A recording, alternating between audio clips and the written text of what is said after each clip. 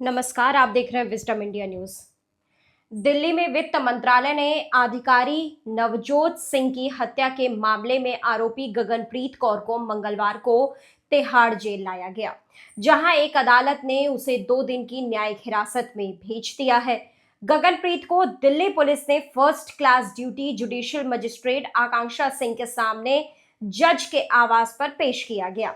Reports के मुताबिक Patiala house court ने उसकी जमानत याचिका पर नोटिस भी जारी किया, जिस पर 17 सितंबर को सुनवाई होगी, जब उसे फिर से पेश किया जाएगा।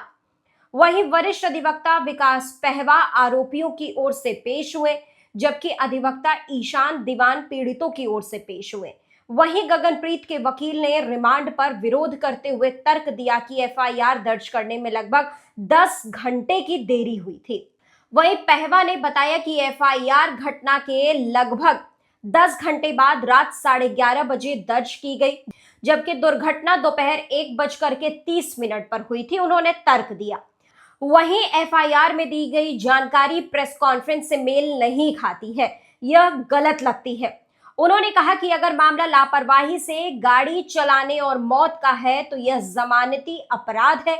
वहीं पहवा ने धारा 304 जो गैर इरादतन हत्या को शामिल करने का विरोध करते हुए कहा, अगर कोई कुछ धाराएं जोड़कर इसे गैर जमानती अपराध बनाने की कोशिश करता है तो यह दुर्भाग्यपूर्ण है।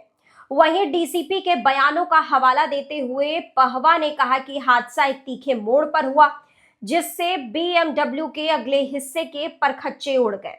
उन्होंने तर्क दिया, एक दोपहिया वाहन पर सवार 2 लोगों को टक्कर लगी और वे एक डीटीसी बस से टकरा गए।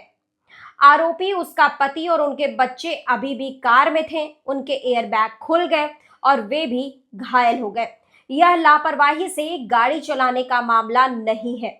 इधर आरोपी गगनप्रीत कौर ने पुलिस को जानकारी दी कि पीड़ित को 19 किलोमीटर दूर अस्पताल इसलिए ले गई थी क्योंकि वह घबराई हुई थी और केवल उसी अस्पताल को जानती थी। वहीं पूछताछ के दौरान गगनप्रीत ने बताया कि कोविड-19 महामारी के दौरान उसके बच्चे वहां भर्ती थे, इसलिए उसे उस वक्त यही सही लगा। हालांकि पीड़ित की पत्नी और बेटे ने आरोप लगाया कि उसने जानबूझकर आसपास के अस्पतालों में जाना नहीं चाहा। अपनी पहली जांच पड़ताल के दौर में नवजोत सिंह की पत्नी ने कहा कि दुर्घटना के बाद भी उसके पति जीवित थे और उसने बार बार आरोपियों से उन्हें पास के अस्पताल ले जाने की विनती की, लेकिन गगनप्रीत ने उसकी बात अनसुनी कर दी। वहीं पीड़ित के बेटे ने आरोप लगाया कि समय पर इलाज से उसके पिता को बचाया जा सकता था और दावा किया कि आरोपियों ने उस अस्पताल को इसलिए चुना क्योंकि वह उनके जानने वालों का था। वहीं उन्होंने आरोप लगाया, जरूर कुछ गड़बड़ थी। मेरे माता पिता को एक डिलीवरी वैन में ले जाया गया। जब मेरी मां को होश आया तो वह पैसेंजर सीट पर बैठी थी और उन्होंने पीछे मुड़कर देखा तो मेरे पिता लेटे हुए थे। वहां के लोगों का कहना था कि दुर्घटना के तुरंत बाद मौत बहुत कम होती है, लेकिन वे उन्हें 20 किलोमीटर दूर एक अस्पताल ले गए जो बीएमडब्ल्यू चला रही लड़की का था। उसके पति को भी उसी अस्पताल में भर्ती कराया गया था।